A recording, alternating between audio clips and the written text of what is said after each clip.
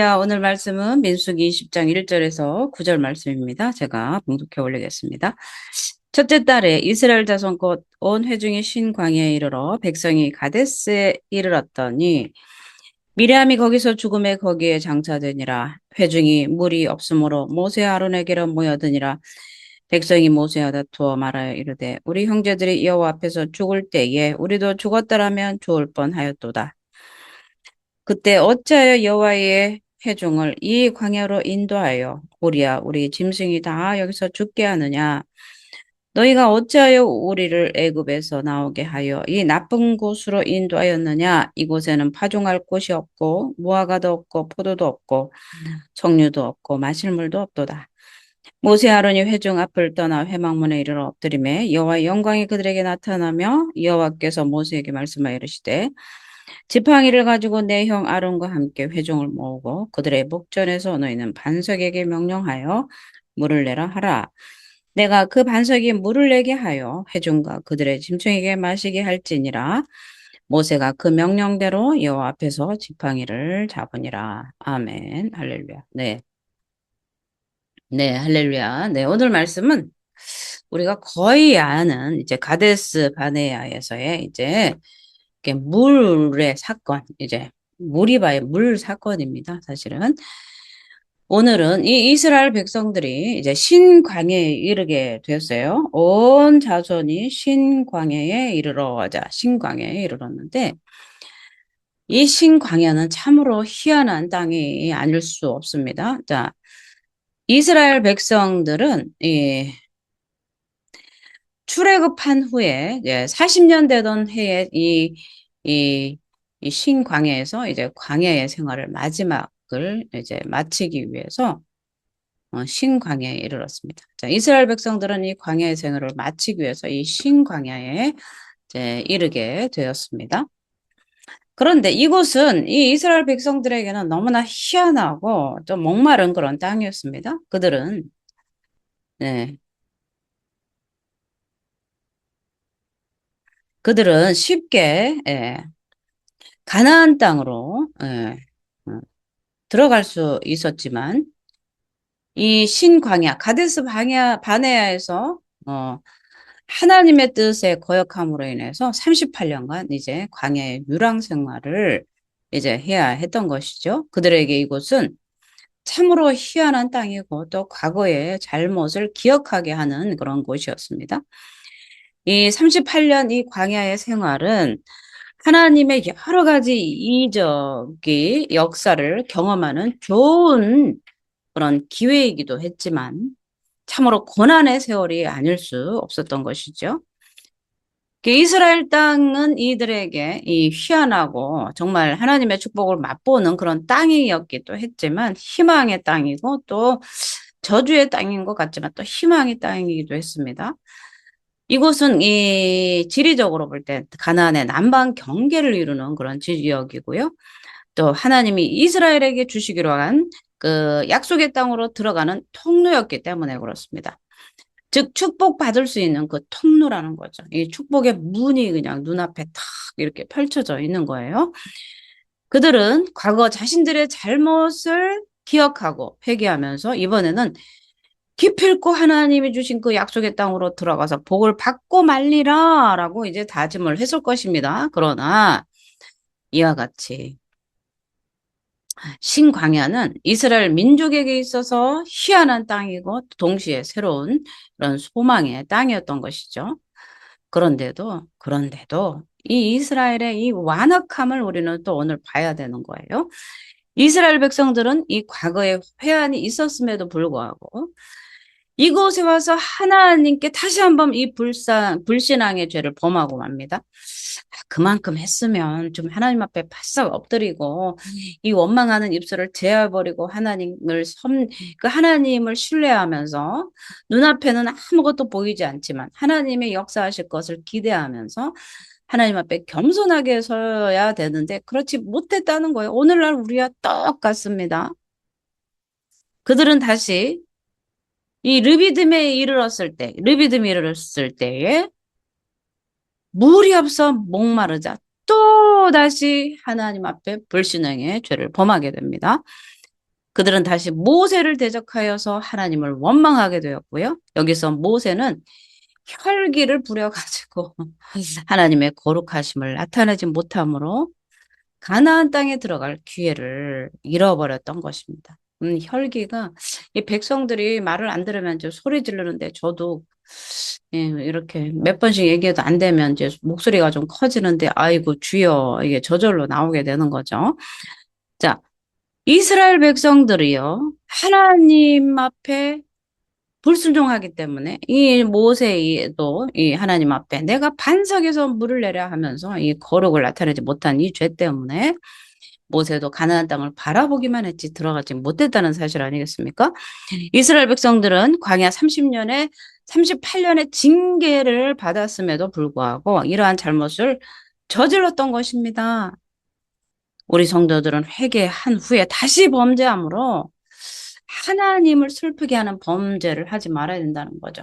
실컷 회개기도 하고 우상숭배의 죄를 회개하는데 실컷 우상숭배의 죄를 회개해놓고 또 하나님 앞에 원망의 말, 범죄의 말, 불평의 말들을 할 때 보면 하나님께서 얼마나 속이 답답하시겠습니까? 그렇기 때문에 우리 성도들은 회개 기도를 한 후에 다시 범죄함으로 하나님 앞에 모욕을 드리면 안 되는 거예요. 하나님을 슬프게 해서는 안 된다는 말씀입니다.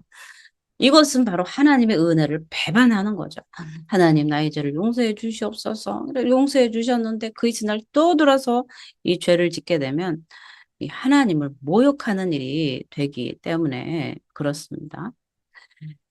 이 이스라엘 백성들에게 있어서 이 가데스 바네아는요, 참으로 이 치욕과 회한의 장소였습니다. 하나님께서는 이스라엘 백성들을 출애굽시켜서 이 가데스에 이르게 하셨고요. 또 그곳에 12명의 정탐꾼을 보내서 이 가나안 땅을 정탐하게 하셨습니다. 그때 여호수아와 갈렙만이 이 40일 동안 이 가나안 땅을 정탐하고 와서는 능히 이길 수 있으니 여호와께서 함께 하시니 이길 수 있다. 안악 자손일지라도 하나님이 함께 하심으로 이 땅을 우리에게 주실 것이다라고 이제 긍정적인 보고를 했는데 그 나머지 10명의 정탐꾼들은 가나안인들이 강해서 도저히 이길 수 없고 우리는 그들에 비하면 메뚜기와 같다고 이렇게 부정적인 보고를 함으로 인해서 그때 이스라엘 백성들이 그 소리들을 듣고 원망하며 울부짖으며 하나님을 원망하고 모세를 원망하여서 결국은 이 땅에 들어가지 못하고 38년을 이제 유리방황하면서 돌아야 되지 않았겠습니까? 그들은 그 가데스 바나에 오기까지 하나님의 기적과 이사들을 많이 보았습니다. 만나를 통해서 먹여주시고 입혀주시고 구름기둥과 불기둥으로 그들을 인도하셨음에도 불구하고 하나님의 놀라운 이적의 역사를 보았음에도 불구하고 체험했음에도 불구하고 하나님에 대한 믿음을 저버렸다는 사실입니다. 그래서 하나님께서는 이 정탐한 40일을 하루의 1년을 삼아서 40년 동안을 광야에서 방황하게 만들었던 것입니다. 오늘날은 어떨까요? 그냥 넘어갈까요? 그렇지 않아요. 과거의 하나님, 현재의 하나님, 앞으로의 하나님, 하나님은 영원하시고 그 하나님은 동일하신 분이기 때문에 우리에게 은혜로서 예수 그리스도를 우리에게 주셔서 그 죄에서 벗어날 그런 속량의, 속죄의 그런 기회들을 주셨지만 하나님 앞에 우리는 정말 신실함으로 거룩함으로 살아야 된다는 그 언약의 조건 속에 있는 언약 백성이란 사실은 우리는 잊어서는 안 된다는 사실입니다. 그래서 이 징벌로 그때 그곳에 와 있던 모든 사람들이 이 여호수아와 갈렙을 제외하고는 다 광야에서 죽음을 맞이할 수밖에 없었던 것입니다. 가나안 땅으로 들어가지 못하도록 우리가 부정적인 이 말을 하면 그 말에 내 귀에 들리는 대로 시행하리라 하셨기 때문에 이 입을 우리는 이 부정의 입을 봉해야 된다는 사실입니다. 이 입술로 다 하나님 앞에 은혜를 까먹고 있다는 사실을 우리는 알고요. 이 입술에 파스콘을 붙이는 게 우리에게는 큰 임무고요. 그리고 또 야고보서 3장에도 혀에 대해서 말을 하고 있습니다. 혀가 온순한 자, 말이 온전하면 다 온전하다고 했기 때문에 우리가 하나님 앞에 이 원망 불평의 죄를 제거해야 되는 이 사실 앞에 우리는 늘 이게 믿음으로 싸워 이겨야 된다는 사실입니다. 이와 같이 이스라엘 백성들은 가나안 땅에 들어갈 좋은 기회를 얻었음에도 불구하고 이 불신앙으로 그 축복을 다 잃어버리고 오히려 이 광야의 고난의 생활을 겪고도 또 자신들은 가나안에 들어가지도 못하는 징벌을 이 가데스 바네아에서 받은 거예요. 여기서 이제 뱅뱅 이제 한 바퀴 돌아야 됐다는 거죠. 광야 생활을 돌아야 됐다는 것입니다. 그렇기 때문에 다시 이제 그 가데스로 전에 왔었던 38년 전에 왔었던 그 가데스로 다시 오는 여기서 바로 열하루길이면 갈 그 자리를 38년을 돌아온 그 세월이 얼마나 처참하겠습니까? 이스라엘 백성들은 이제 광야의 40년 생활을 마치고 다시 가데스 바네아로 돌아왔습니다.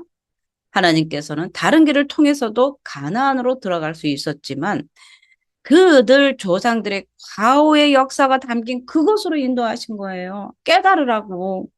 하나님께서는 이스라엘 역사를 통해서 자기 백성들을 교훈하셨습니다. 오늘도 우리에게 민수기라는 이 책을 주셔서 우리에게 이 말씀을 듣게 하는 이유는 뭐겠습니까? 배우라고.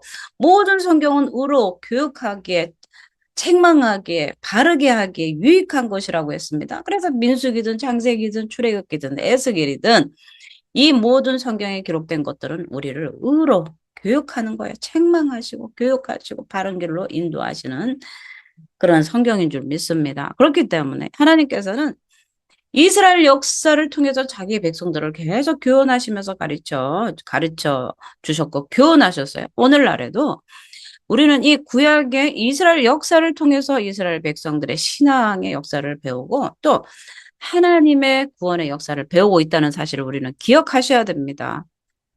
그걸 배워야 되기 때문에 기억하셔야 되는 거예요. 과거의 구약은 그러니까 그거 필요 없고 필요 없고 필요 없고 필요 없고 11조 필요 없고 율법 필요 없고 계명 필요 없고 예수님이 오셨다.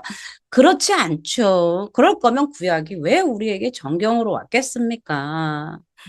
구약의 구원의 역사를 이루신 하나님을 배우고 그 하나님의 백성들이 불순종과 순종을 보면서 너희들은 어떤 것을 오늘 선택하면서 살아갈래 하고 우리에게 지금 가르쳐 주시고 믿음의 선택권을 우리에게 늘 주신다는 사실을 우리는 기억해야 될 줄 믿습니다.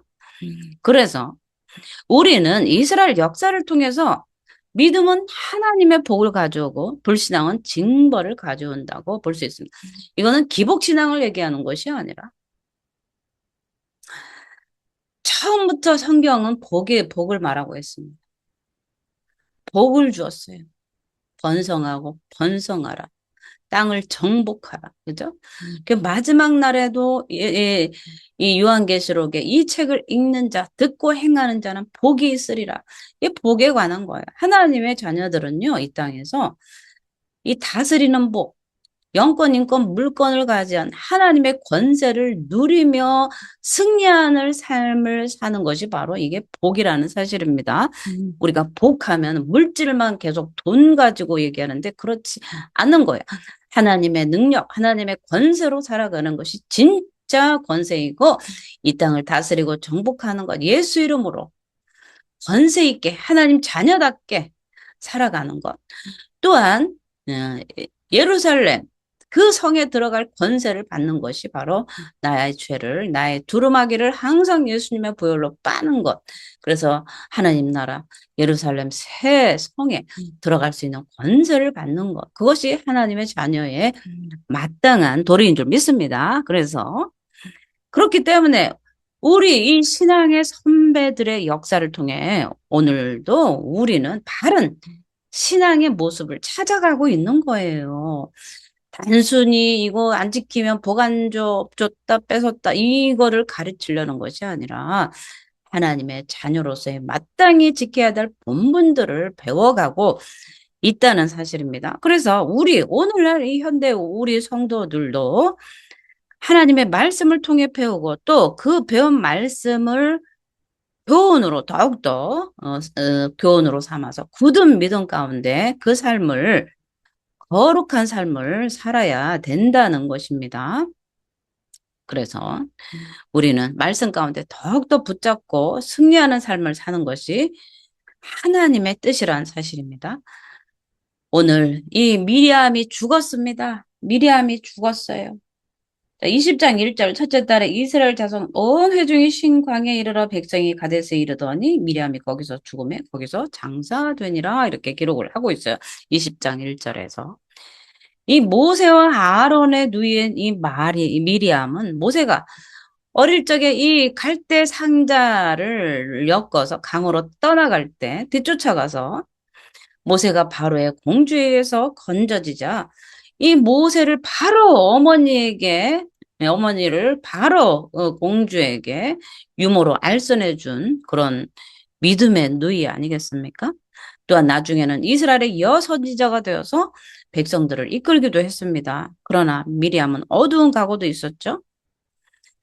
미리암은 아론과 함께 모세가 구수 여인을 취한 것을 반대하며 비방하며 여호와께서 모세야 너하고만 말씀하셨느냐? 우리와도 말씀하지 아니하셨느냐? 라고 말함으로써 하나님이 주신 모세의 권위에 도전을 하게 되었습니다. 그래서 하나님께서는 이러한 미리암의 모습을 보시고 미리암에게 문둥병에 걸리는 이 징벌을 내리셨죠. 그리고 이 모세의 중보기도를 통해서 일주일 만에 이 문둥병에서 고쳐 주셨어요. 용서하셨다는 사실입니다.